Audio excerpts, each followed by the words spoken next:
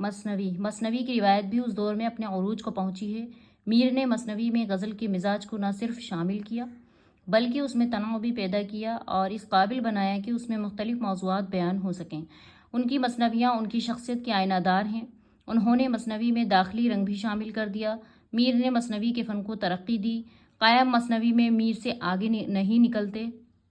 میر حسن نے اپنی مثنوی خواب و خیال میں اپنی زندگی کے گہرے عشقیہ تجربے کو پورے بے باکی سادگی اور عام بول چال کی زبان میں بیان کیا ہے۔ اس مثنوی کا نفسیاتی تجزیہ مطالعہ ادب کا ایک نیا باب کھولتا ہے۔ انہوں نے مثنوی میں غزل کے رنگ و آہنگ کو اس طرح ملا دیا کہ یہ مثنوی ایک طویل مسلسل غزل بن جاتی ہے، اور یہ ایک مسلسل غزل ہوتے ہوئے بھی ایک مثنوی رہتی ہے۔ اس مثنوی نے بھی اردو شاعری کی روایت کو متاثر کیا۔ اسی دور میں میر حسن نے سحر البیان لکھی، جو اردو مثنویوں کی سرتاج ہے۔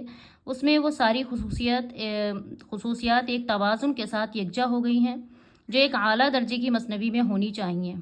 اس مثنوی میں ایک طرف اس دور کی جیتی جاگتی تصویریں ملتی ہیں اور دوسری کی طرف میر حسن نے رومانیت اور واقعات کو خوبصورتی سے ملا کر ایک کر دیا ہے۔ جعفر علی حضرت نے سحر البیان کے جواب میں طوطی نامہ لکھی، لیکن بیجا طوالت و بے ترتیبی نے اس کا فنی اثر ختم کر دیا۔ پھر بھی یہ مثنوی اس دور کی اہم مثنوی ہے۔ اسی طرح مثنوی کی روایت میر حسن کے ہاتھوں اپنے عروج کو پہنچ جاتی ہے۔ سحر البیان کے بعد اس سے پہلے لکھی جانے والی مثنویاں ماند پڑ جاتی ہیں اور آنے والوں کے لیے یہ مثنوی مشعل راہ بن جاتی ہے۔